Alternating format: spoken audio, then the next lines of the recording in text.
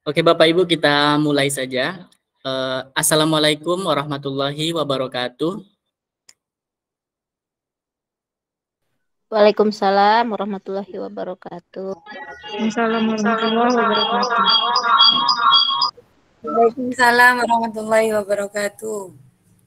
Alhamdulillahirabbil alamin, puji dan syukur kita ucapkan kehadirat Allah Subhanahu wa taala yang mana sampai siang ini Allah masih melimpahkan dan mencurahkan rahmatnya buat kita semua sehingga kita bisa hadir di ruang virtual ini dalam rangka penyimbasan pentingnya penerapan budaya positif bagi murid Bapak Ibu. Selawat dan salam kita kirimkan buat pucuk pimpinan umat Islam sedunia, yakni Nabi Muhammad SAW dengan lafaz Allahumma sholli ala Sayyidina Muhammad wa ala ali Sayyidina Muhammad. Yang saya hormati Bapak Ibu yang sudah bersedia hadir memenuhi undangan saya pada kegiatan hari ini, yaitu berbagi tentang pentingnya penerapan budaya positif bagi murid di sekolah Bapak Ibu. Jadi sekali lagi saya ucapkan terima kasih banyak kepada Bapak Ibu yang telah meluangkan waktunya di sela kesibukannya di tempat kerjanya masing-masing untuk bisa hadir di ruang virtual pada hari ini Bapak Ibu. Oke Bapak Ibu, kegiatan kita pada hari ini merupakan salah satu bagian dari kegiatan guru penggerak ya.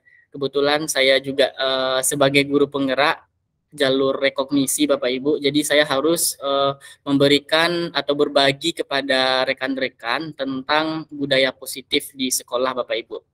Jadi di sini saya akan sedikit memberi bukan mengajari Bapak Ibu ya, mungkin sedikit berbagi ya tentang budaya positif di sekolah Bapak Ibu.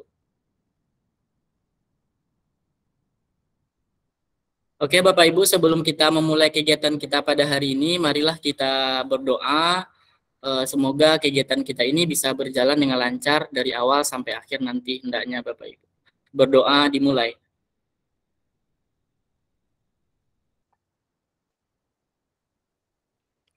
Berdoa selesai. Mudah-mudahan kegiatan kita ini bisa berjalan dengan lancar dari awal sampai akhir Bapak Ibu. Amin amin ya robbal alamin. Oke Bapak Ibu, apa kabar Bapak Ibu di siang hari ini semuanya? Alhamdulillah sehat. Semangat. Sehat. Sehat ya Bapak Ibu. Ada mohon maaf ya Bapak Ibu mengganggu waktunya pada hari ini.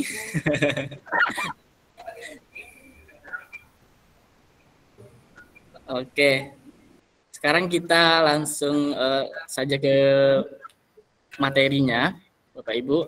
Tujuan kegiatan kita pada hari ini adalah Bapak Ibu nanti akan dapat menghayati pentingnya budaya positif dan penerapannya untuk mempertebal karakter murid dalam mewujudkan profil pelajar Pancasila. Jadi ini tujuan yang akan kita capai pada kegiatan kita pada hari ini, Bapak Ibu. Kemudian agenda kita pada hari ini, yang pertama pembukaan Bapak Ibu sudah berlangsung, kemudian yang kedua nanti presentasi konsep, kemudian nanti ada sesi tanya jawab, dan terakhir adalah refleksi Bapak Ibu. Untuk kegiatan kita pada hari ini lebih kurang 60 menit Bapak Ibu, 1 jam ya. Jadi saya mohon kesediaan Bapak Ibu untuk bisa mengikuti kegiatan ini dari awal sampai akhir dengan aktif Bapak Ibu. Kemudian selanjutnya yang akan kita bahas pada kegiatan hari ini, yang pertama adalah tentang disiplin positif dan nilai-nilai kebajikan. Kemudian yang kedua adalah tentang teori motivasi hukuman, penghargaan, dan restitusi. Kemudian selanjutnya kita akan membahas tentang keyakinan kelas. Kemudian selanjutnya adalah kebutuhan dasar manusia dan dunia berkualitas. Kemudian yang kelima atau yang selanjutnya adalah 5 posisi kontrol guru. Kemudian yang terakhir adalah segitiga restitusi. Jadi pada hari ini kita akan berbagi tentang materi-materi ini Bapak Ibu. Ini merupakan materi yang dipelajari di kegiatan guru penggerak di modul 1.4 Bapak Ibu. Jadi kalau Bapak Ibu sudah mengikuti pendidikan guru penggerak berarti sudah mengetahui tentang materi-materi ini Bapak Ibu. Pertama kita lihat dulu di sini ada kegiatan kepalan tangan Bapak Ibu. Oke. Anda dan teman Anda akan melakukan kegiatan cobalah buka. Anda adalah A. Tugas Anda adalah mengepalkan salah satu tangan Anda. Coba Anda bayangkan bahwa Anda menyimpan sesuatu yang sangat berharga di dalam kepalan tangan Anda. Anda perlu menjaga benda tersebut sekuat tenaga Anda karena begitu pentingnya untuk kehidupan Anda. Tugas B, B ini adalah rekan-rekan kita ya, adalah mencoba dengan segala cara untuk membuka kepalan tangan Anda. Teman Anda yang B boleh membujuk, menghardik, mengintimidasi, memarahi, menggoda, menggelitik, bahkan menawari Anda uang agar Anda bersedia membuka kepalan tangan Anda. Kira-kira apa yang terjadi Bapak Ibu?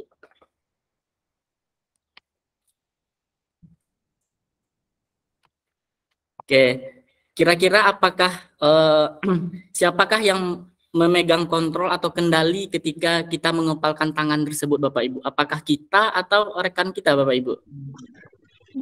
Kita, diri sendiri Pak. Ya, diri sendiri ya. Diri sendiri ya? Iya Pak. Oke, bukan Kita orang sendiri. lain? Bukan orang Bukan. lain yang memegang kendali? Bukan Bukan. orang lain. Bukan Bukan orang diri. lain, diri sendiri. Oke. Jadi ketika kita mengepalkan tangan kita, dengan seusaha apapun orang membujuk kita untuk membuka tangan kita, kalau kita tidak mengizinkan membuka tangan kita, maka kepalan tangan ini tidak akan terbuka Bapak Ibu. Intinya apa? Intinya kontrol itu berada pada diri kita masing-masing. Jadi kontrol diri kita itu tidak bisa dikontrol oleh orang lain. Yang bisa mengontrol diri kita adalah kita sendiri Bapak Ibu.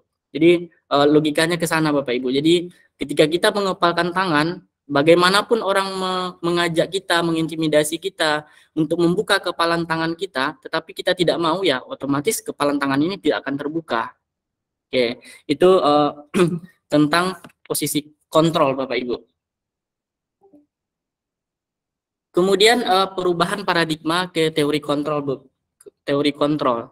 Dr. William Glasser dalam kontrol teori yang kemudian hari berkembang dan dinamakan dengan choice theory Bapak Ibu.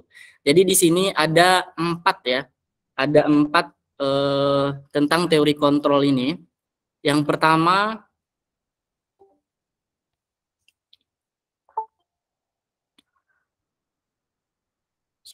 taruh Bapak Ibu.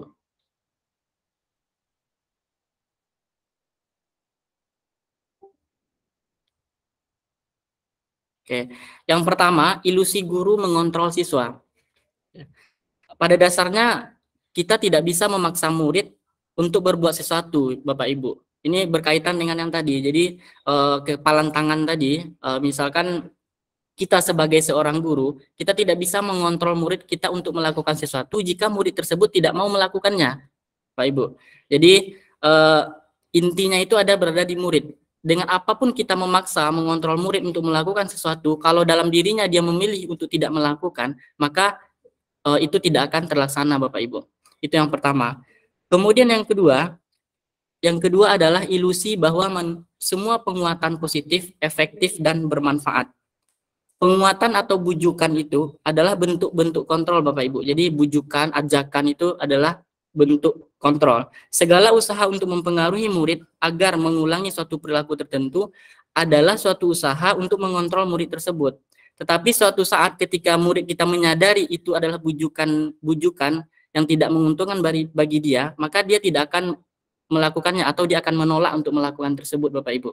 Jadi ilusi bahwa semua penguatan positif dan bermanfaat itu tidak bisa dilakukan oleh orang lain Bapak Ibu. Itu yang kedua. Kemudian yang ketiga, ilusi bahwa kritik untuk membuat orang merasa bersalah dapat menguatkan karakter. Menggunakan kritik dan rasa bersalah untuk mengontrol murid salah satu identitas yang gagal Bapak Ibu. Jadi kita tidak bisa membuat sesuatu yang membuat murid merasa bersalah, itu merupakan sesuatu yang gagal. Mereka belajar untuk merasa tentang diri mereka sangat buruk. Ketika kita membuat siswa merasa bersalah, dia memikirkan dirinya orang yang paling tidak benar, orang yang paling bersalah, Bapak Ibu. Jadi jangan sampai kita melakukan itu kepada anak murid kita. Kemudian yang keempat adalah ilusi bahwa orang dewasa memiliki hak untuk memaksa. Jadi kita sebagai guru tidak bisa memaksakan kehendak kita kepada murid, Bapak Ibu. Jadi orang dewasa akan menyadari bahwa perilaku memaksa tidak akan efektif untuk jangka yang panjang.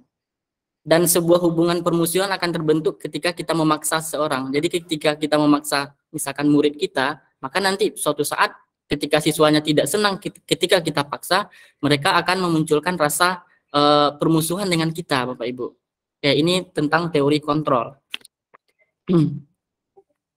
Oke, selanjutnya perubahan paradigma teori stimulus respon dan teori kontrol, Bapak Ibu. Siapa sesungguhnya yang memiliki kontrol? Kalau pada teori stimulus respon, kita mencoba mengubah orang agar berpandangan sama dengan kita. Tetapi pada teori kontrol, kita akan berusaha memahami pandangan yang lain tentang dunia. Kemudian pada teori stimulus respon, perilaku buruk dilihat sebagai suatu kesalahan. Kalau pada teori kontrol, semua perilaku memiliki tujuan. Jadi kalau di stimulus respon, perilaku buruk itu suatu yang salah. Tetapi kalau dikontrol, setiap perilaku pasti memiliki tujuan, Bapak Ibu. Kemudian pada teori stimulus respon, orang lain bisa mengontrol kita atau mengontrol saya. Tetapi kalau pada teori kontrol, hanya kita sendiri yang bisa mengontrol diri kita. Kemudian selanjutnya, saya bisa mengontrol orang lain. Tetapi kalau di teori kontrol, Anda tidak bisa mengontrol orang lain, seperti kepalan tangan tadi, Bapak Ibu.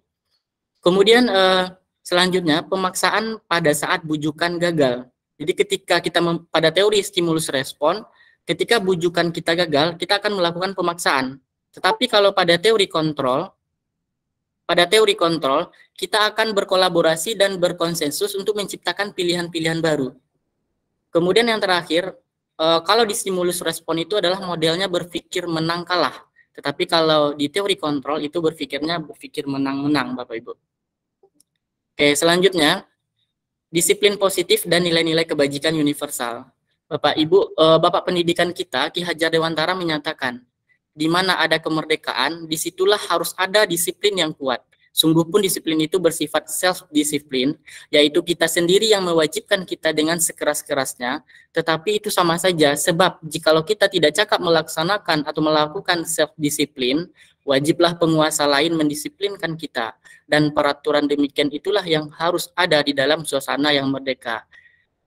Oke, Bapak Ibu, jadi disiplin itu datangnya dari dalam diri kita masing-masing. Jadi kalau kita tidak bisa mendisiplinkan diri kita masing-masing, diri sendiri, berarti orang lainlah yang akan mendisiplinkan kita. Ini pendapat dari Bapak pendidikan kita, Ki Hajar Dewantara. Kemudian ini sedikit penerapan nilai-nilai kebajikan di sekolah saya, di SMA 1 Pelangiran. Ini ada gambar yang pertama adalah setoran hafalan juz amma, kemudian berdoa sebelum memulai pelajaran, kemudian kegiatan yasinan dan kultum setiap Jumat pagi, Bapak Ibu. Mungkin ini di sekolah Bapak Ibu juga sudah dilaksanakan, Bapak Ibu. Oke, sekarang kita masuk kepada arti disiplin dan 3 motivasi perilaku manusia.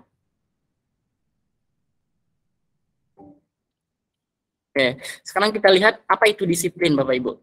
Disiplin itu berasal dari bahasa Latin, yaitu disciplina, yang artinya belajar. Kemudian makna asal dari kata ini berkonotasi dengan disiplin diri dari murid-murid Sokrates dan Plato. Kemudian disiplin diri membuat orang menggali potensinya menuju sebuah tujuan mulia, sesuatu yang dihargai dan bermakna. Namun dalam budaya kita, makna kata disiplin telah berubah menjadi sesuatu yang dilakukan seseorang pada orang lain untuk mendapatkan kepatuhan. Kecenderungan umum adalah menghubungkan kata disiplin dengan ketidaknyamanan, bukan dengan apa yang kita hargai atau pencapaian suatu tujuan mulia. Jadi sebenarnya kata disiplin itu bukan untuk membuat orang patuh, Bapak Ibu, tetapi bagaimana dia menghargai dirinya sendiri, kemudian dia melakukan sesuatu itu, apa keuntungan bagi dirinya, apa manfaat bagi dirinya, Bapak Ibu. Oke, jadi tidak disiplin itu membuat kita tidak nyaman. Tapi selama ini di lapangan, ketika dibilang disiplin itu pasti berhubungan dengan hukuman, aturan, atau ketidaknyamanan, Bapak Ibu. Oke, sekarang kita lanjut merdeka menurut Ki Hajar Dewantara. Merdeka itu artinya tidak hanya terlepas dari perintah, akan tetapi juga cakap buat memerintah diri sendiri. Ini menurut Ki Hajar Dewantara. Merdeka itu bukan kita tidak diperintah orang, tetapi bagaimana kita bisa memerintah diri kita sendiri dulu, Bapak Ibu. Itu yang artinya merdeka. Kalau kita belum bisa memerintah diri kita sendiri, berarti kita belum merdeka, Bapak Ibu. Oke, selanjutnya teori motivasi perilaku manusia. Jadi, kenapa manusia itu melakukan sesuatu? Ya, jadi ada 3 teori motivasi perilaku manusia. Yang pertama, seseorang itu melakukan sesuatu untuk menghindari hukuman atau ketidaknyamanan. Ketika seseorang melakukan sesuatu karena menghindari hukuman atau ketidaknyamanan ini, dalam pikiran mereka akan muncul pertanyaan, apa yang terjadi jika saya tidak melakukannya? Ini yang muncul dalam pikirannya. Kemudian orang ini motivasinya bersifat dari eksternal, berarti motivasinya berasal dari luar, Bapak Ibu. Kemudian yang kedua, seseorang melakukan sesuatu untuk mendapatkan hadiah atau imbalan atau penghargaan. Jadi jika seseorang melakukan sesuatu karena hadiah, imbalan atau penghargaan, yang muncul yang di dalam pertanyaan di dalam pikirannya itu adalah apa yang akan saya dapatkan jika saya melakukannya? Ya, ini yang muncul di benaknya. Jika saya melakukan ini, apa yang akan saya peroleh? Berarti dia masih mengharapkan imbalan atau penghargaan. Kemudian motivasinya masih bersifat eksternal atau bersifat dari datangnya dari luar, belum dari dalam dirinya masing-masing. Kemudian yang ketiga, seseorang melakukan sesuatu itu karena untuk menjadi orang yang mereka inginkan. Oke, untuk menjadi orang untuk menghargai diri sendiri. Orang yang seperti ini di dalam pikirannya akan muncul pertanyaan, saya akan menjadi orang seperti apa jika saya melakukannya? Oke, kalau orang seperti ini motivasinya sudah berdasar dari di dalam dirinya, tidak lagi dari luar.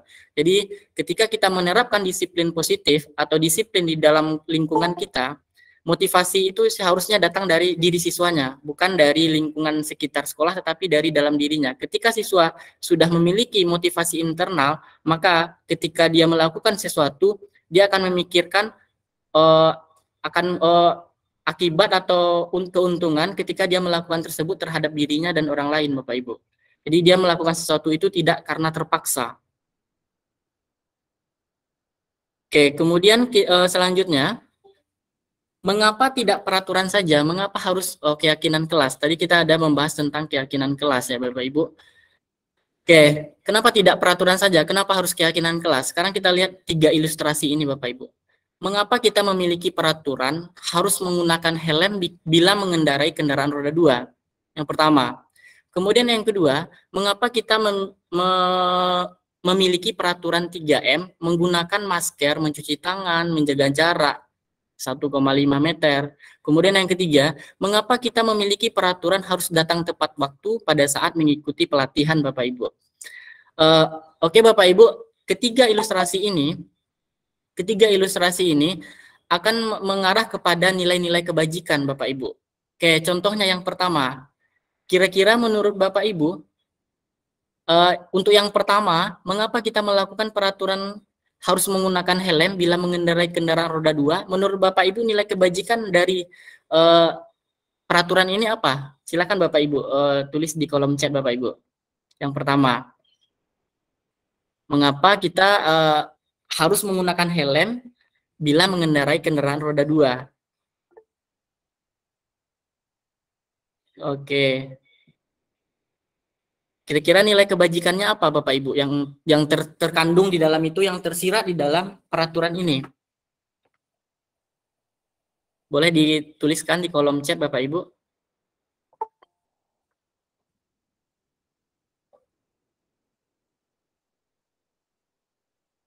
Nilai apa yang diharapkan ketika kita menggunakan helm ketika mengendarai kendaraan roda 2 Bapak Ibu? Nilai kebajikannya kira-kira apa? Oke, menghargai diri sendiri. Kemudian demi keselamatan. Untuk keselamatan pribadi, keselamatan. Oke, Bapak Ibu, jadi nilai yang terkandung di dalam peraturan yang pertama ini adalah nilai keselamatan untuk melindungi diri sendiri Bapak Ibu. Oke, itu yang pertama. Sekarang kita lihat yang kedua. Mengapa kita memiliki peraturan 3M, menggunakan masker, mencuci tangan, dan menjaga jarak? Kira-kira nilai kebajikan apa yang tersirat di dalam peraturan ini, Bapak Ibu? Oke, keamanan. Oke, kesehatan ya. Untuk yang kedua ada kesehatan, menjaga diri.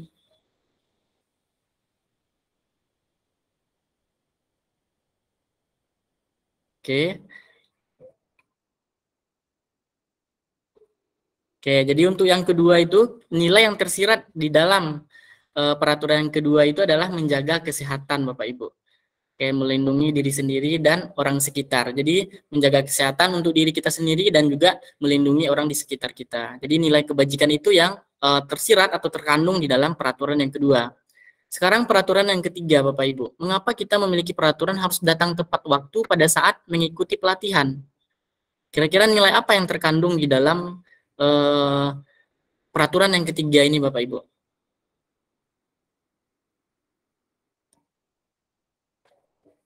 Oke, disiplin. Disiplin waktu. Oke, agar tidak ketinggalan materi. Benar ya Bapak Ibu? Jadi ketika kita terlambat itu menanamkan sikap disiplin supaya kita tidak ketinggalan materi ketika ada pelatihan Bapak Ibu. Jadi ini ketiga contoh peraturan ini nanti bisa akan kita buat dalam bentuk kesepakatan kelas. Jadi dengan adanya peraturan itu nilai apa yang akan kita ambil, nilai apa yang akan kita tanamkan kepada murid kita sehingga nilai itu bisa mereka laksanakan, Bapak Ibu.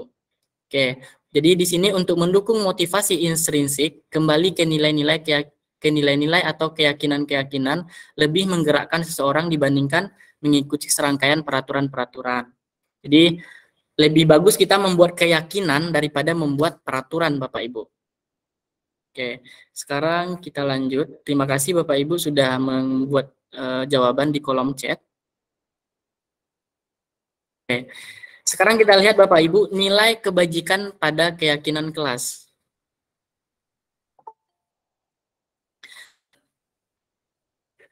Oke, Bapak Ibu di sini ada peraturan, ada 8 ya, maaf itu 6-nya 2 kali ya Bapak Ibu, mohon maaf. Di situ ada 8 peraturan. Kira-kira menurut Bapak Ibu di masing-masing peraturan itu keyakinan kelas atau nilai kebajikan apa yang dituju Bapak Ibu? Oke, ini saya ganti jadi 6, maaf. Ini jadi 7, ini 8. Oke, Bapak Ibu, boleh ditulis di kolom chat Bapak Ibu, atau boleh yang mau raise hand, boleh. Nilai kebajikan apa yang di... Oke, Bu Ima, silahkan Bu Ima. Iya, Pak Icap, mohon maaf kurang besar sedikit layarnya. Oke. Yang ini. Oke, saya besarkan layarnya, saya full ya Bu. Oke.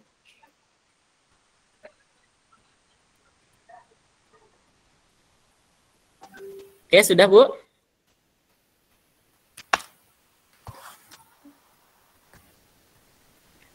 Belum, Sudah, Mbak, Bu?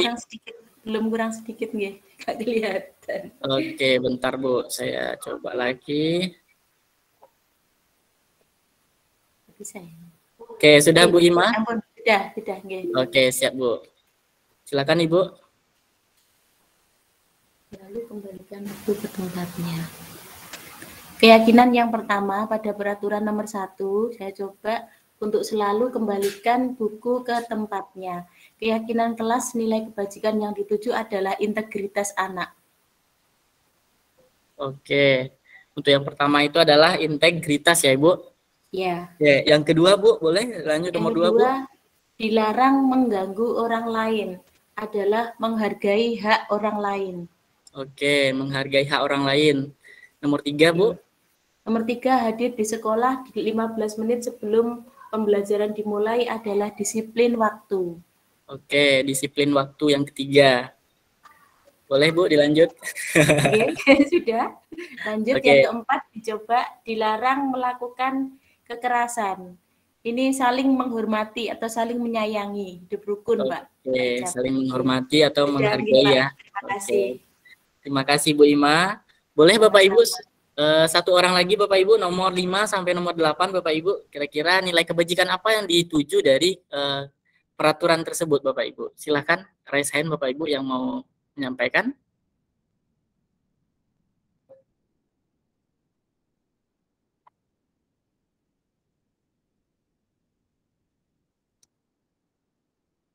Oke, Bapak Ibu silakan yang nomor 5 sampai nomor 8 dilarang menggunakan narkoba. Kira-kira nilai kebajikan apa yang terkandung di dalam peraturan ini, Bapak Ibu?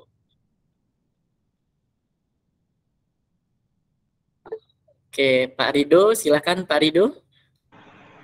Makasih Pak Icap. Oke, sama-sama Pak, silakan Pak. Untuk nomor 5 dilarang menggunakan narkoba, nilai kebajikan kesehatan, Pak. Oke, kesehatan ya Pak. Oke, lanjut Pak, nomor 6. Terus bergantian atau menunggu giliran, disiplin juga. Oke, disiplin. Antrian, disiplin untuk antri. Gunakan masker, bisa ke kesehatan atau masuk juga nanti biar tidak mengganggu orang lain. Oke. Dalam artian kalau kita punya penyakit dan sakit bisa mengganggu orang lain. Terus jangan lewat di koridor itu termasuk juga disiplin, Pak, atau menggunakan pada tempatnya seperti itu. Oke, terima kasih Pak Rido. Oke, jadi di masing-masing peraturan ini dari 8 peraturan ini ada nilai-nilai kebajikan atau keyakinan yang dituju, Bapak Ibu. Oke, tadi sudah disampaikan oleh Bu Ima dan Pak Rido, Bapak Ibu. Oke, kita lihat ini nilai-nilai kebajikan yang dituju dari keyakinan kelas tadi. Pertama, selalu kembalikan buku ke tempatnya, itu adalah nilai kebajikannya adalah tanggung jawab ya Bu Ima. Kemudian dilarang mengganggu orang lain, itu menghormati orang lain dan diri sendiri. Kemudian hadir di sekolah 15 menit sebelum pembelajaran dimulai, itu merupakan nilai yang tertujunya adalah menghormati orang lain, komitmen pada tujuan. Kemudian dilarang melakukan kekerasan, itu adalah keselamatan dan menghormati orang lain. Dilarang menggunakan narkoba, itu kesehatan. Kemudian bergantian menunggu giliran, menghormati orang lain dan kesabaran ya, juga dilatih kesabarannya. Kemudian menggunakan masker itu kesehatan dan keselamatan, dan jangan berlari kelas di koridor adalah keselamatan dan keamanan Bapak Ibu. Jadi ini nilai-nilai kebajikan yang dituju di peraturan tersebut Bapak Ibu. Oke, sekarang kita lihat tahapan-tahapan pembentukan keyakinan kelas. Jadi kita di kelas kita tidak membuat aturan dengan murid kita, tetapi kita membuat keyakinan kelas Bapak Ibu. Oke, jadi kita menanamkan nilai-nilai kebajikan itu kepada murid kita Bapak Ibu. Oke, sekarang kita lihat tahapan pembentukan keyakinan kelas. Yang pertama tahapannya adalah mempersilahkan murid di kelas untuk bercurah pendapat tentang peraturan yang perlu disepakati di kelas ya. Jadi kita minta pendapat dari murid-murid kita Bapak Ibu. Kemudian yang kedua, mencatat semua masukan-masukan para murid di papan tulis atau di kertas besar atau poster, di mana semua anggota kelas bisa melihat hasil curah pendapat. Jadi setelah kita minta pendapat murid, disuruh mereka menuliskan, kemudian boleh dibuat di dalam kertas post-it, nanti kita tempel di papan tulis, biar semua teman-temannya bisa melihat. Kemudian yang ketiga, tahapannya adalah susunlah keyakinan kelas sesuai tahapan pembentukan keyakinan kelas. Gantilah kalimat-kalimat dalam bentuk negatif menjadi kalimat positif. Jadi di keyakinan kelas itu semua kalimatnya adalah kalimat positif, tidak ada kalimat-kalimat yang negatif yang sifatnya menghukum Bapak Ibu. Kemudian yang keempat adalah tinjau kembali daftar curah pendapat yang sudah dicatat. Anda mungkin akan mendapati bahwa pernyataan yang tertulis di sana masih banyak yang berupa peraturan-peraturan. Selanjutnya ajak murid-murid untuk menemukan nilai-nilai kebajikan atau keyakinan yang menjadi inti dari peraturan tersebut. Mungkin ketika siswa-siswanya menulis tadi, ada beberapa peraturan yang mungkin yang tertulis oleh siswa, tapi kita arahkan menjadi keyakinan, kita ubah menjadi keyakinan seperti peraturan yang tadi Bapak Ibu. Kemudian selanjutnya adalah sebaiknya keyakinan kelas tidak terlalu banyak, bisa berkisar antara 3 sampai 7 keyakinan saja Bapak Ibu. Kemudian selanjutnya, setelah keyakinan kelas selesai dibuat, maka semua warga kelas dipersilahkan meninjau ulang dan menyetujui dengan menandatanganinya. Jadi setelah dibuat, nanti bisa dibuat dalam bentuk poster Bapak Ibu, kemudian nanti ditandatangani oleh seluruh siswa, beserta juga kita sebagai gurunya. Kemudian terakhir, keyakinan kelas selanjutnya bisa ditempelkan di dinding kelas, di tempat yang mudah dilihat oleh semua warga kelas. Ya. Di tempat yang sering-sering dilewati oleh siswa, sering dilihat oleh siswa, supaya mereka selalu mengingat keyakinan kelas yang sudah mereka buat. Ini sedikit dokumentasi ketika saya membuat keyakinan kelas atau kesepakatan kelas Bapak Ibu. Ini gambar yang pertama, ini siswa menuliskan keyakinan-keyakinan kelasnya, kelas seperti apa yang mereka impikan, Bapak Ibu. Dituliskan mereka di kertas post-it, kemudian ditempelkan di papan tulis. Kemudian setelah itu, setelah terkumpul semua masukan dari siswa, kemudian kita bacakan satu persatu, kemudian kita ambil kesimpulan mana saja yang menjadi kesepakatan atau keyakinan kelasnya, Bapak Ibu. Kemudian setelah itu dibuat dalam bentuk poster, kemudian ditandatangani oleh seluruh siswa, Bapak Ibu. Ini beberapa poster kesepakatan atau keyakinan kelas yang sudah dibuat oleh siswa di sekolah saya, Bapak Ibu.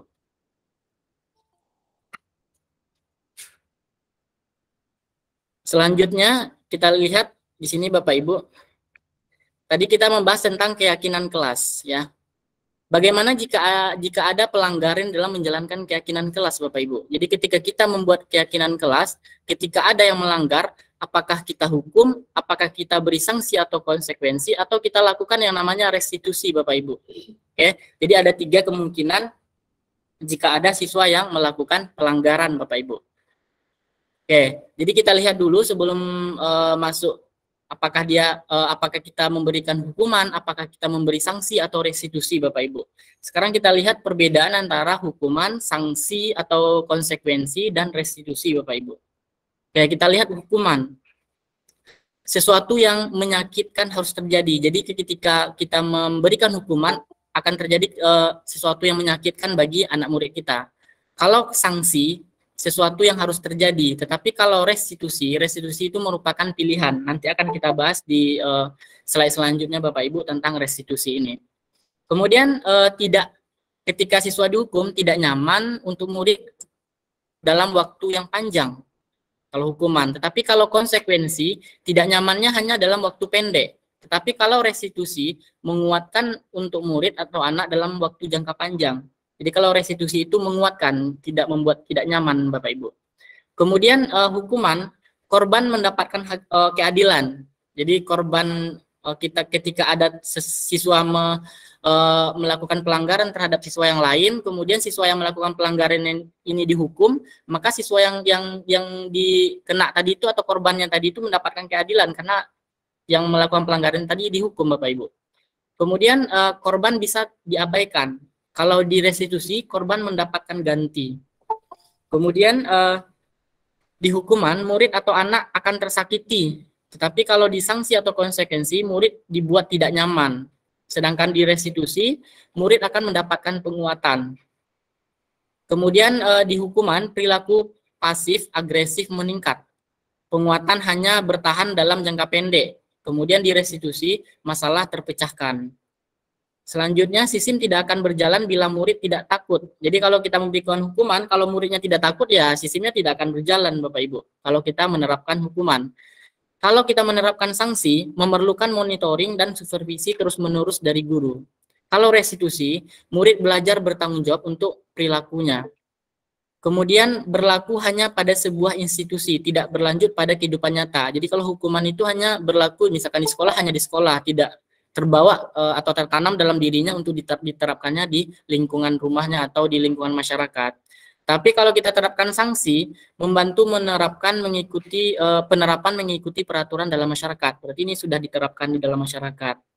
Kemudian kalau restitusi, fokus pada pemecahan masalah dalam jangka waktu panjang. Oke. Kemudian kalau hukuman, peraturannya adalah kamu harus bisa ini, kamu harus bisa itu. Ya. Tetapi kalau sanksi, kita menanyakan kepada murid, apakah peraturannya, mampukah kamu melakukannya? Terima kasih.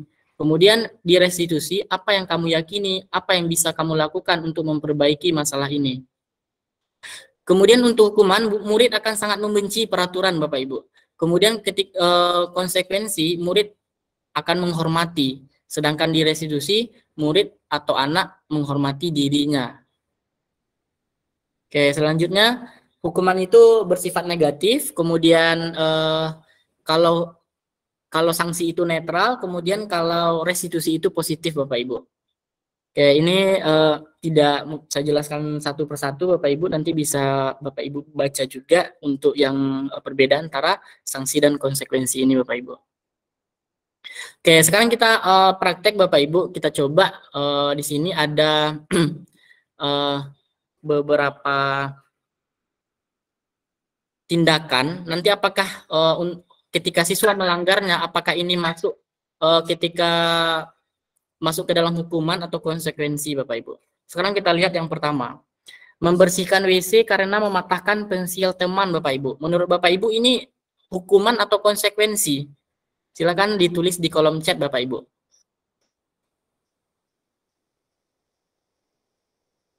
Membersihkan WC karena mematahkan pensil teman.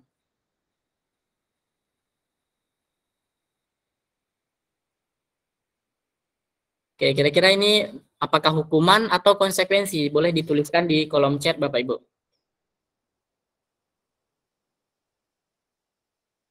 Oke, hukuman. Oke, hukuman. Ada yang berbeda?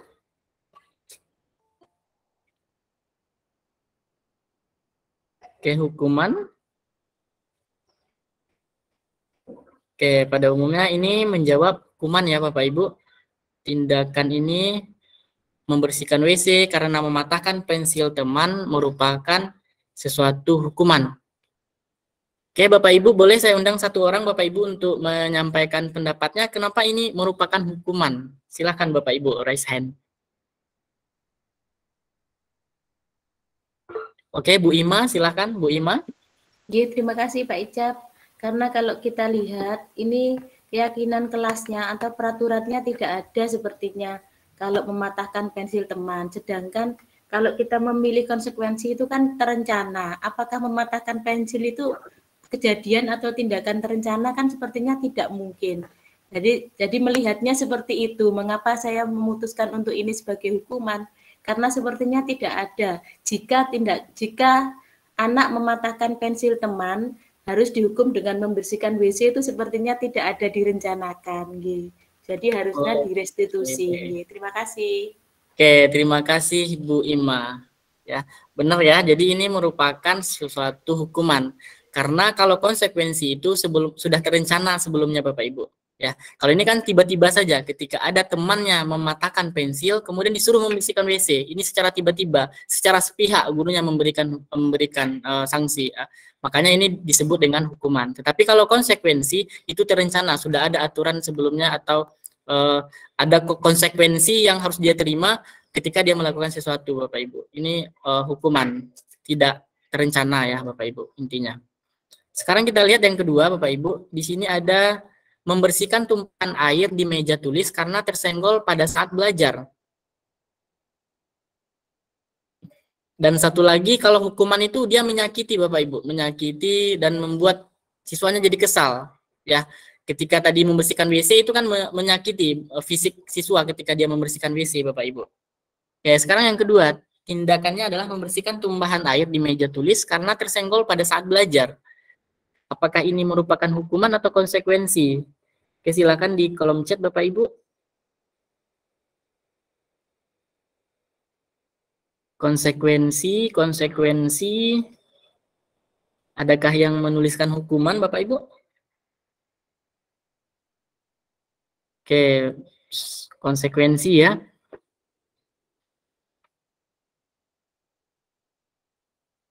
Oke, boleh saya undang satu orang Bapak Ibu untuk memberikan pendapatnya kenapa konsekuensi Bapak Ibu?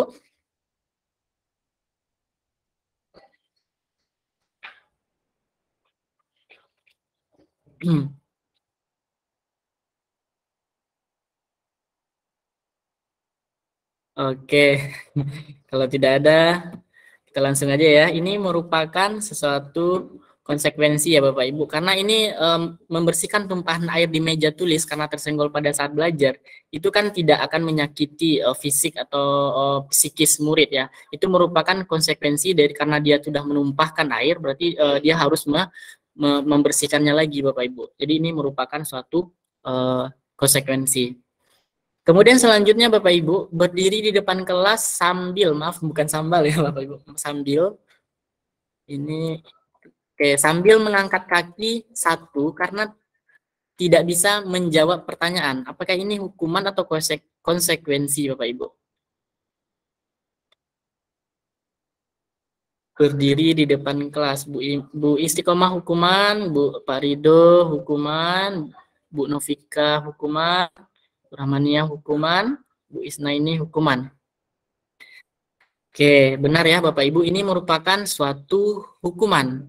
Karena ini ketika kita di kelas ini nggak terencana ya Bapak Ibu. Ketika kita menyuruh siswa berdiri itu kan nggak ada terencana sebelumnya. Ini secara tiba-tiba. Kemudian yang kedua dia juga menyakiti fisik siswanya. Ketika dia berdiri dengan mengangkat satu kaki itu kan akan kena ke fisik siswanya Bapak Ibu. Makanya ini merupakan sebuah hukuman. Satu lagi Bapak Ibu, kehilangan 10 menit waktu istirahat untuk mengerjakan tugas karena terlambat datang. Oke. Dan tertinggal pelajaran 10 menit. Apakah ini hukuman atau konsekuensi Bapak Ibu? Oke, konsekuensi. Oke, konsekuensi. Oke. Konsekuensi ya semuanya ya Bapak Ibu. Oke. Berarti di sini Bapak Ibu sudah paham mana yang merupakan hukuman dan mana yang merupakan konsekuensi. Jadi ini merupakan konsekuensi Bapak Ibu. Oke, selanjutnya saat kita berulang kali menjanjikan hadiah kepada anak-anak agar berperilaku bertanggung jawab atau kepada seorang murid agar mempelajari sesuatu yang baru atau kepada seorang karyawan agar melakukan pekerjaannya yang berkualitas, kita sedang berasumsi kepada mereka tidak dapat melakukannya atau mereka tidak akan memilih untuk melakukannya. Jadi ketika ini menurut Alfikon ya Bu, Bapak Ibu. Jadi ketika kita menjanjikan hadiah, menjanjikan penghargaan kepada seseorang, berarti kita berasumsi kepada mereka, mereka tidak akan bisa melakukannya. Nah, mereka akan melakukannya, bisa melakukannya karena kita beri hadiah. Itu Bapak Ibu. Oke, sekarang kita lihat dihukum oleh penghargaan. Menurut Alfikon, hukuman dan penghargaan adalah cara mengontrol perilaku seseorang yang menghancurkan potensi untuk pembelajaran yang sesungguhnya. Jadi intinya apa? Hukuman dan penghargaan itu sebaiknya kita kurangi ketika kita dalam kelas Bapak Ibu. Kalau kita melakukan hukuman, Bapak Ibu, kadang-kadang siswa itu takutnya karena hukumannya aja, bukan karena kesadaran mereka untuk melakukan hal-hal yang baik, Bapak Ibu. Kalau penghargaan, ketika kita memberikan penghargaan kepada siswa, mereka akan semangat melakukan sesuatu. Tetapi ketika kita tidak memberikan penghargaan kepada siswa kita, ya mereka semangatnya akan berkurang. Jadi kita harus menanamkan ke dalam diri mereka atau memunculkan di dalam diri mereka itu bagaimana dia melakukan sesuatu itu memang benar-benar dari hatinya, Bapak Ibu. Bukan karena takut hukuman dan bukan karena untuk mendapatkan penghargaan, Bapak Ibu. Oke, Bapak Ibu, sekarang kita lihat kebutuhan dasar manusia dan dunia berkualitas. Di sini ada sebuah cerita. Ibu Ambar, guru wali kelas 2A di SD Pelita Hati, sedang bingung menghadapi ulah salah satu murid di kelasnya, yaitu Doni. Beberapa anak di kelas 2A telah datang kepadanya dan mengeluhkan Doni yang seringkali meminta bekal makan siang mereka dengan paksa. Jika Anda menghadapi situasi seperti Ibu Ambar, apa yang akan Anda lakukan? Menurut Anda kira-kira apa alasan Doni melakukan hal tersebut? Ya, jadi kenapa Doni selalu memaksa temannya untuk meminta bekal makan siang punya teman-temannya? Jadi masalah ini berkaitan dengan 5 kebutuhan dasar manusia, Bapak Ibu. Jadi setiap manusia itu membutuhkan 5 kebutuhan dasar. Yang pertama kebutuhan bertahan hidup. Kemudian kebutuhan kasih sayang dan rasa diterima, kemudian kebutuhan akan kekuasaan, kebutuhan akan kebebasan, dan kebutuhan akan kesenangan. Jadi ini 5 kebutuhan dasar manusia. Kebutuhan bertahan hidup itu adalah kebutuhan fisiologis untuk dapat bertahan hidup. Contohnya kebutuhan untuk makan, tempat tinggal, ya itu adalah merupakan kebutuhan bertahan hidup. Kemudian kasih sayang dan rasa diterima, yaitu kebutuhan untuk diterima baik di lingkungan, di sekolah atau di rumah Bapak Ibu. Kemudian penguasaan, kebutuhan pengakuan atas kemampuan. Jadi seseorang itu butuh pengakuan terhadap dirinya. Kemudian kebebasan. Kebebasan itu adalah kebutuhan pilihan. Kemudian yang kelima adalah kesenangan, kebutuhan untuk merasa senang, Bapak Ibu. Jadi kelima kebutuhan ini harus terpenuhi oleh setiap manusia. Kalau kelima kebutuhan ini tidak terpenuhi, berarti manusianya belum sempurna dalam kehidupannya, Bapak Ibu. Oke.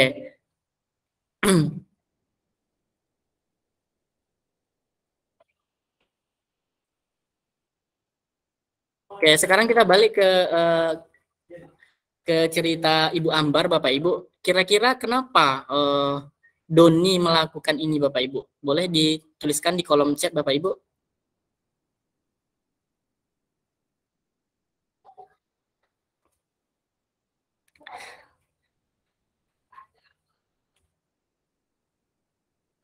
Kenapa Doni selalu meminta bekal teman-temannya, Bapak Ibu?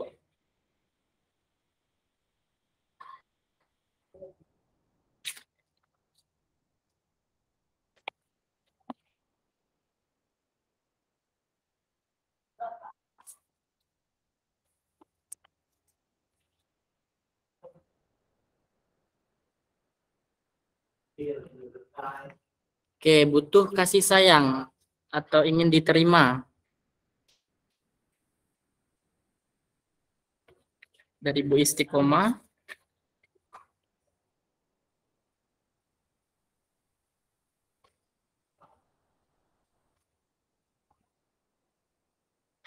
Oke, karena dia kurang perhatian. Bu Titia, Bu Ima, Doni ingin mendapatkan perhatian. Butuh kasih sayang.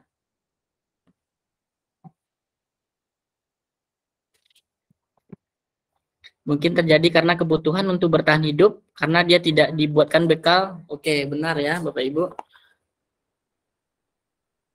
Bahkan tidak diberi uang jajan. Oke, jadi ada beberapa kemungkinan jawabannya dari pertanyaan ini, Bapak Ibu. Bisa saja dia karena kurang kasih sayang, Bapak Ibu.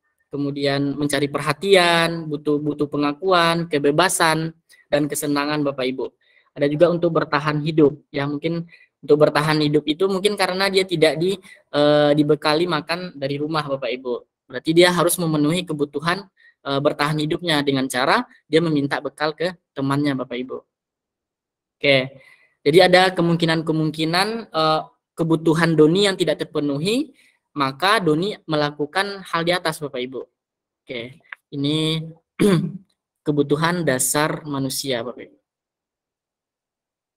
Oke, sekarang kita lanjut 5 posisi kontrol guru, Bapak Ibu. Jadi ada 5 posisi kontrol guru. Yang pertama itu adalah penghukum. Guru seorang penghukum. Kemudian yang kedua, guru itu seorang pembuat orang merasa bersalah. Kemudian guru sebagai teman. Selanjutnya guru sebagai pemantau dan guru sebagai manajer. Jadi ada 5 posisi kontrol guru. Sekarang kita lihat satu persatu, Bapak Ibu. Guru sebagai penghukum ini, dia akan selalu berkata kepada anak-anak, patuhi aturan saya, atau awas, kamu selalu saja salah. Pasti selalu yang terakhir selesai. Ini kata-kata yang diucapkan oleh seorang guru penghukum. Guru seperti ini senantiasa percaya hanya pada satu cara agar pembelajaran bisa berhasil, yaitu cara dia. Ini adalah guru penghukum. Jadi cara siswa supaya berhasil itu cuma satu cara aja, cara dia. Apapun dilakukannya supaya siswa bisa mencapai apa yang diinginkannya. Ini yang pertama. Kemudian yang kedua, posisi kontrol guru itu adalah guru pembuat merasa bersalah. Jadi ada juga guru itu yang membuat siswa merasa bersalah. Kalau guru seperti ini, dia akan selalu berkata, Ibu sangat kecewa sekali dengan kamu. Berapa kali Bapak harus memberitahu kamu ya? Gimana coba kalau orang tua kamu tahu, kamu berbuat begini? Ketika guru berbicara seperti ini kepada siswa, maka siswa akan merasa bersalah. Dia akan merasa dirinya paling tidak baik, ya, paling merasa bersalah, Bapak Ibu. Di posisi ini, murid akan memiliki penilaian diri yang kurang tentang diri mereka. Mereka akan menilai diri mereka itu buruk. Murid merasa tidak berharga dan telah mengecewakan orang-orang yang disayanginya. Ini guru pembuat merasa bersalah. Selanjutnya yang ketiga, guru sebagai teman. Kalau guru sebagai teman ini sering berkata-kata ke siswanya, ayo bantulah demi Bapak ya. Ayo ingat tidak bantuan Bapak selama ini. Ya sudah, kali ini tidak apa-apa, nanti Ibu bantu bereskan. Guru seperti di posisi teman menggunakan hubungan baik dan humor untuk mempengaruhi murid. Murid akan tergantung pada guru tersebut dan hanya akan bertindak untuk guru tertentu dan tidak untuk guru lainnya. Yang keempat adalah guru sebagai pemantau. Guru ini akan berkata peraturannya apa yang telah kamu lakukan, sanksi atau konsekuensinya apa. Itu yang sering dilontarkan oleh guru seorang pemantau. Seorang pemantau sangat mengandalkan perhitungan, catatan, data yang dapat digunakan sebagai bukti atas perilaku seseorang. Kemudian yang kelima adalah posisi manajer. Kalau posisi manajer ini adalah yang paling ideal ya Bapak Ibu. Dia akan selalu berkata, apa yang kita yakini? Kembali ke keyakinan kelas. Apakah kamu meyakininya? Intinya kalau ketika sudah pada posisi manajer ini, kita sudah punya keyakinan kelas atau keyakinan sekolah Bapak Ibu. Kemudian dia juga berkata, jika kamu meyakininya, apa kamu bersedia untuk memperbaikinya? Boleh juga, jika kamu memperbaiki ini, hal ini menunjukkan apa tentang dirimu? Dan apa rencana kamu untuk memperbaiki hal ini? Manajer adalah posisi di mana guru berbuat sesuatu bersama dengan murid, mempersilahkan murid mempertanggungjawabkan perilakunya, mendukung murid agar dapat menemukan posisi atas permasalahannya sendiri. Artinya, ketika guru menempati posisi manajer, guru ini mengajak siswa untuk menyelesaikan masalah. Mungkin selama ini ketika siswa ada masalah, yang menyelesaikan masalah, yang memberikan solusi kita sebagai guru. Tetapi ketika guru sebagai manajer, guru hanya mengarahkan siswa untuk bagaimana siswa tersebut bisa menyelesaikan masalah tersebut, bisa mencari solusi dari permasalahan tersebut. Guru hanya membimbing, mengarahkan, tidak memberikan solusi, Bapak Ibu. Jadi ketika siswa melakukan pelanggaran atau kesalahan, kemudian kita mengajak mereka untuk mencarikan solusi yang datang dari diri mereka sendiri, maka mereka pasti akan lebih enak menjalaninya, Bapak Ibu, daripada kita yang mencarikan solusinya, Bapak Ibu. Ini yang dilakukan oleh guru sebagai manajer. Kira-kira Bapak Ibu di antara kelima posisi kontrol guru ini mana yang sering Bapak Ibu pakai atau yang dominan Bapak Ibu gunakan? Silakan Bapak Ibu, boleh ditulis di kolom chat. Kira-kira di antara 5 posisi kontrol guru itu ada sebagai penghukum, ada sebagai pembuat merasa bersalah, ada sebagai teman, ada sebagai pemantau, dan sebagai manajer, Bapak Ibu. Oke, ada yang sebagai teman, ya. Sebagai teman, ini mungkin ibu-ibu dari TK ya, lebih sering menggunakan sebagai teman ya. Oke, sebagai teman.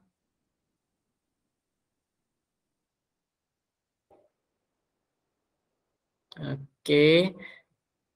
Mungkin kelima posisi kontrol ini pernah kita lakukan mungkin Bapak Ibu.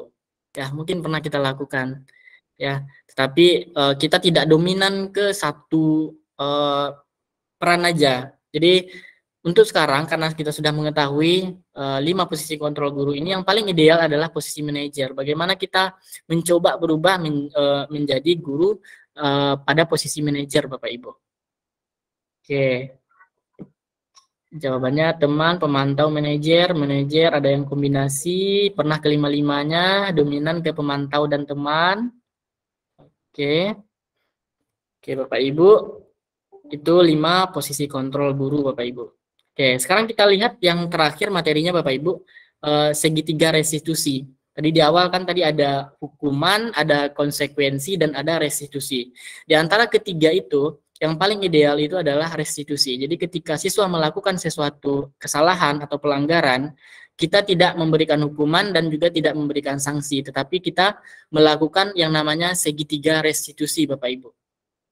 Restitusi adalah proses menciptakan kondisi bagi murid untuk memperbaiki kesalahan mereka, sehingga mereka bisa kembali pada kelompok mereka dengan karakter yang lebih kuat.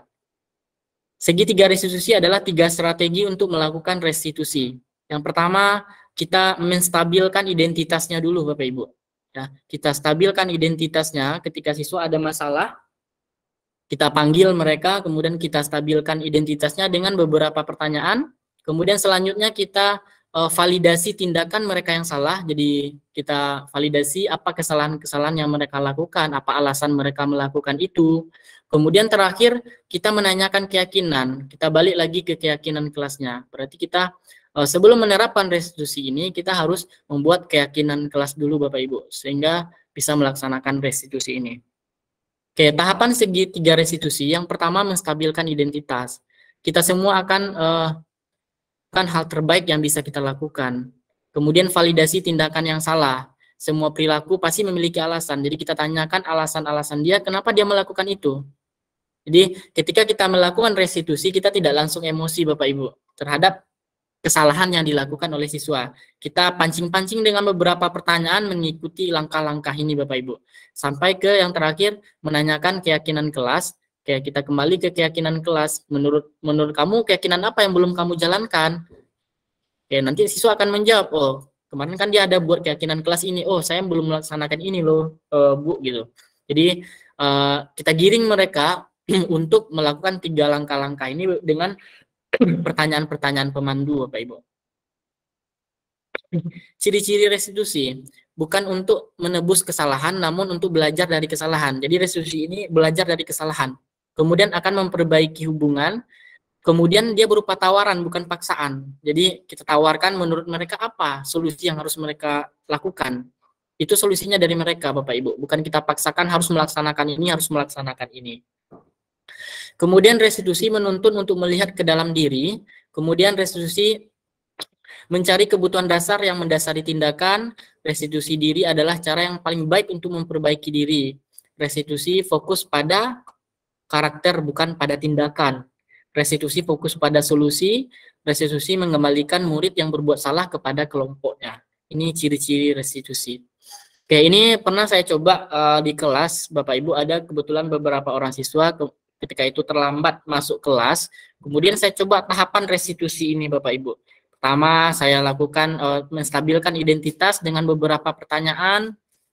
Ini kemudian saya lakukan ke langkah kedua, memvalidasi kesalahan mereka, menanyakan kenapa mereka terlambat, apa alasan mereka. Kemudian saya kembalikan kepada keyakinan kelas mereka. Menurut kalian keyakinan apa yang belum kalian jalankan? Ternyata sebelumnya kami di kelas sudah membuat keyakinan kelas masuk tepat waktu Bapak Ibu. Jadi berarti saya belum menjalankan keyakinan kelas masuk tepat waktu. Kemudian saya nanyakan lagi kepada mereka, menurut kalian apa solusi yang bisa kalian lakukan supaya kalian tidak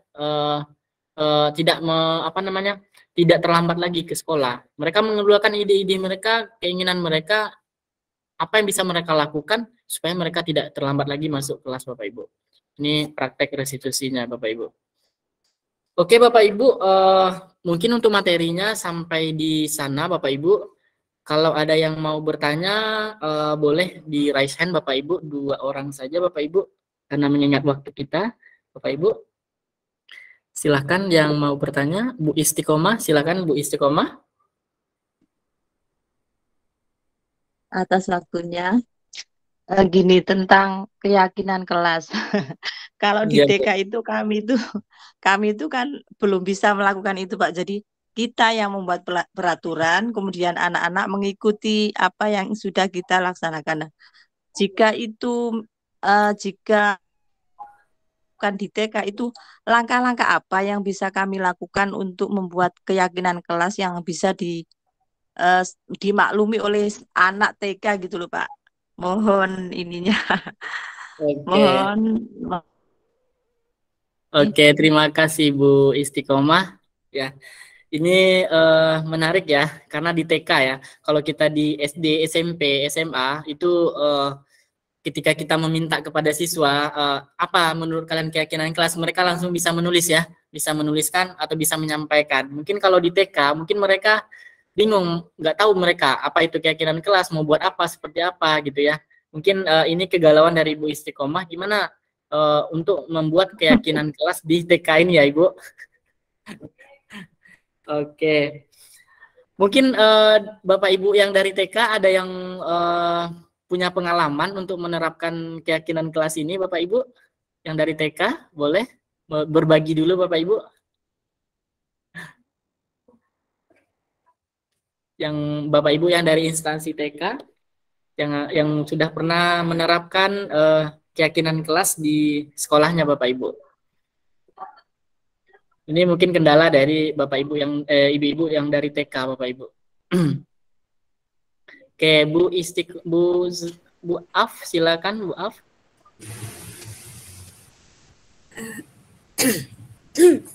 Ya, terima kasih. Memang benar kata Bu Istiqomah bahwa di sekolah TK itu untuk keyakinan kelas itu anak-anak kalau disuruh langsung anak-anaknya memang tidak memahaminya. Tapi kalau anak-anak itu dibarengi dengan sebab akibat, itu mereka akan memahaminya. Misalnya begini, anak-anak kalau datang ke sekolah tepat waktu. Kenapa ya kalau tepat waktu? Karena nanti ketinggalan sama teman-temannya. Jadi itu nanti bisa diterima. Kemudian nanti masuk ke dalam kelas, enaknya kita buat peraturan bagaimana ya. Misalnya, Bu, tidak boleh rebutan, tidak boleh. Biasanya seperti itu. Kalau di tempat saya seperti itu. Jadi kalau peraturannya pakem seperti anak SD, anak yang di atas itu, memang tidak. Kalau di TK itu bagaimana sepemahamannya anak saja, begitu. Tapi biasanya itu dibarengi dengan sebab akibat. Jadi mereka mengerti, begitu Pak. Terima kasih. Oke, terima kasih Bu Af ya. Oke, ini Bu Af mungkin sudah pernah menerapkan ya. Jadi ketika membuat kesepakatan kelas TK itu kita tidak bisa membuat seperti yang di SMP SMA ya. Berarti kita harus menanamkan kepada mereka, contohnya masuk tepat waktu, misalkan kita mau mengarah ke sana. Berarti kita sampaikan akibatnya ya Bu Af. Kira-kira kalau tidak masuk tepat waktu akibatnya apa? Mungkin kalau anak-anak TK mungkin ketika disebutkan akibat dan akibat itu mungkin agak merugikan mereka, mungkin mereka akan berusaha untuk bisa datang tepat waktu, nanti malu dia sama teman-temannya gitu kan Bapak Ibu ya. Atau boleh juga nanti kita melibatkan orang tua ya Bapak Ibu, misalkan sudah kita sepakatkan dengan anak-anaknya, kita libatkan juga orang tuanya Bapak Ibu kalau untuk di TK. Mungkin seperti itu Bu Istiqomah. Iya Pak, terima kasih jawabannya Cik Bu Af juga. Tapi kan gini, kita rata-rata di TK itu kan kita membuat peraturan dulu kan, gitu. Baru kita misalnya ada anak yang terlambat, baru kita, kenapa saya kok terlambat? Coba kalau tidak terlambat, kamu bisa main dulu loh sama temanmu, baru kita ada kegiatan, kan gitu. Tapi kan itu rata-rata kita kan sudah ada peraturannya gitu loh, tidak membuat atau wali murid gitu Pak, yang kita laksanakan seperti itu rata-rata. Terima kasih. Oke, benar Bu. Oke, kalau untuk TK, kalau menurut saya tidak masalah Ibu, yang penting nilai kebajikan yang kita tanamkan. Jadi intinya dari keyakinan ini kan nilai keyakinan akan kita tanamkan ke anak-anak murid kita sebenarnya Bapak Ibu. Kalau di TK kan kita belum bisa meminta pendapat mereka ya, agak susah ya Bapak Ibu. Boleh kita buat dulu Bapak Ibu, kemudian nilai apa yang dituju dari keyakinan kelas tersebut Bapak Ibu. Tapi kalau di SMP, SMA kita udah bisa mengajak mereka untuk membuat keyakinan kelas ya yang seperti yang kita inginkan berdasarkan pendapat-pendapat mereka Bapak Ibu. Mungkin itu Bu Istiqomah. Terima kasih Pak. Oke, sama-sama Ibu. Oke, Bapak Ibu, kita undang satu orang lagi Bapak Ibu untuk bertanya. Sesi tanya jawab Bapak Ibu. Atau boleh di kolom chat, silakan yang mau bertanya.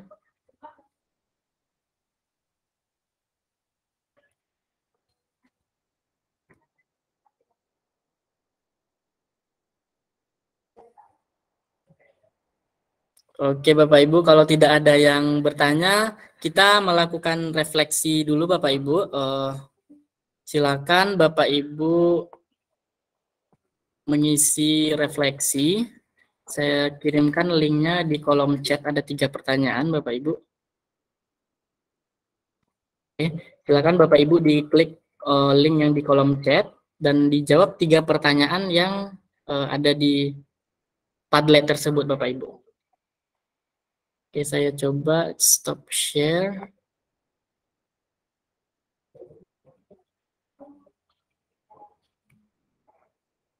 Oke.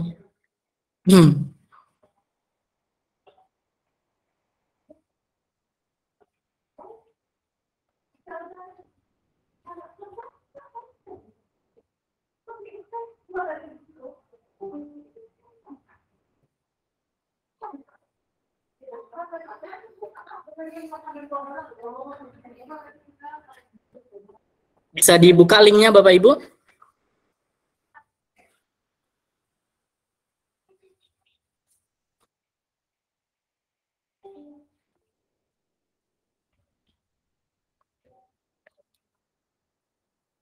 Oh, tidak bisa. Bapak Ibu yang lain apakah bisa buka linknya? Bisa, Pak. Bisa ya. Coba diulang Bisa. lagi Bu Tutus. Coba diulang lagi Bu. Oke, ini refleksi kegiatan kita pada hari ini Bapak Ibu. Jadi ini bisa kita terapkan di kelas juga ya. Setelah kita melakukan pembelajaran, kita lakukan refleksi dengan anak-anak kita di kelas Bapak Ibu. Supaya kita tahu apa yang perlu kita perbaiki pada saat pembelajaran di kelas Bapak Ibu.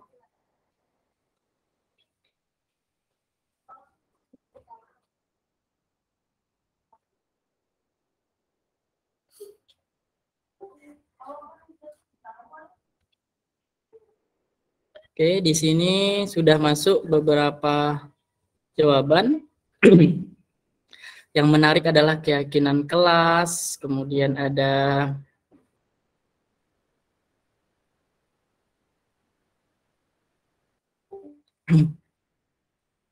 materi tahapan restitusi, materi hukuman dan konsekuensi, ada restitusi, materi tentang tahapan membuat keyakinan kelas dan posisi kontrol yang paling ideal. Kemudian di sini posisi guru menjadi manajer, hal baru yang mengubah paradigma saya.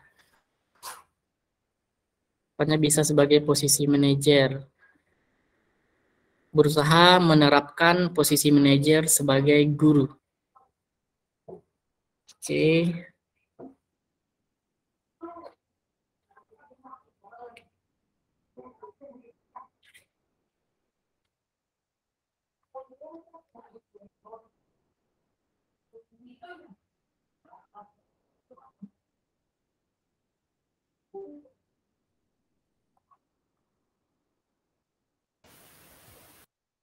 Mengubah paradigma saya tentang posisi kontrol yang ideal dari Bu Istiqomah.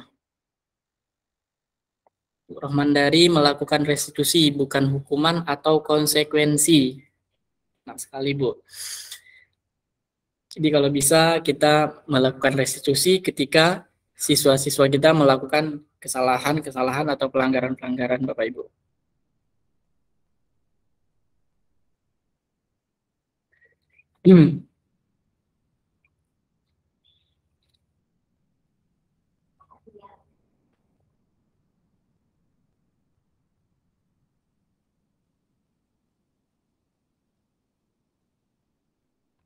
Bu Istiqomah, saya akan melakukan restitusi, bukan lagi hukuman. Alhamdulillah ya.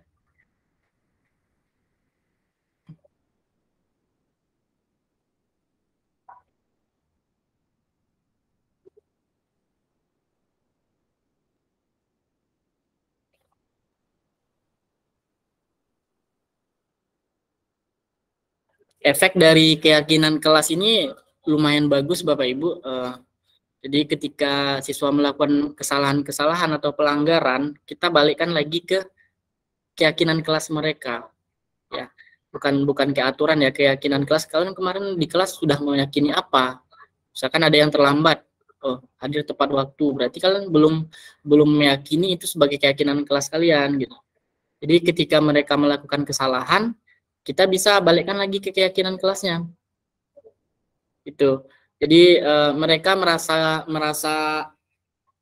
ingin merasa ada keinginan untuk berubah karena keyakinan kelas itu mereka sendiri yang buat ya, gitu, bukan kita guru yang membuat ya, Bapak Ibu. Oke Bapak Ibu, ini refleksi kita pada hari ini. Kemudian Pak Rido berharap bisa menerapkan tahapan restitusi dan menjadi posisi kontrol sebagai manajer, guru sebagai manajer, menjadi guru yang manajer dan bisa menjalankan restitusi dengan baik terhadap berbagai masalah.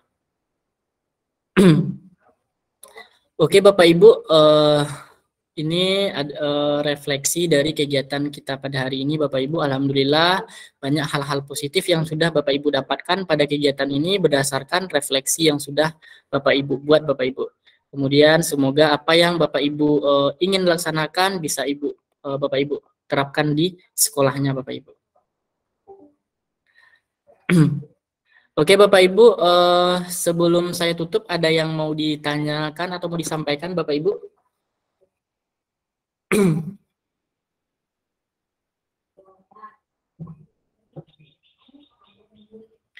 Oke, kalau tidak ada Bapak Ibu, mungkin untuk kegiatan berbagi tentang budaya positif ini saya cukupkan sampai di sini Bapak Ibu. Semoga apa yang saya bagikan tadi bermanfaat bagi Bapak Ibu semua sehingga bisa Bapak Ibu terapkan di sekolah Bapak Ibu nantinya dan memberikan efek yang baik kepada anak didik kita Bapak Ibu. Sekali lagi saya ucapkan terima kasih kepada Bapak Ibu semua yang telah bersedia hadir dari awal sampai akhir kegiatan ini Bapak Ibu untuk berbagi tentang budaya positif ini Bapak Ibu. Alhamdulillah kegiatan kita berjalan dengan lancar dari awal tadi sampai akhir ini Bapak Ibu. Oke, baiklah Bapak Ibu, saya tutup kegiatan ini dengan mengucapkan hamdalah. Alhamdulillahirabbil alamin. Semoga apa yang kita dapatkan ini bisa kita terapkan di lingkungan sekolah kita masing-masing. Amin. Saya tutup. Saya mohon maaf kalau ada kata-kata atau tindakan saya yang tidak berkenan di hati Bapak Ibu. Saya mohon maaf. Saya sudahi. Assalamualaikum warahmatullahi wabarakatuh. Waalaikumsalam warahmatullahi wabarakatuh. Oke Bapak Ibu, boleh foto bersama dulu Bapak Ibu.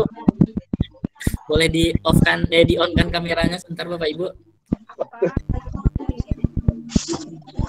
Oke. Boleh di-on sebentar kameranya Bapak Ibu. 1, 2, 3. Boleh gayanya yang paling kece Bapak Ibu. Oke, 1, 2, 3. Oke. Terima kasih Bapak Ibu atas waktunya. Selamat aktivitas Bapak Ibu. Tetap jaga kesehatan dan semangat Bapak Ibu. Sama-sama Pak Saprudin. Terima kasih Bapak Pak. Sama-sama Pak Rido, Bapak Ibu semuanya.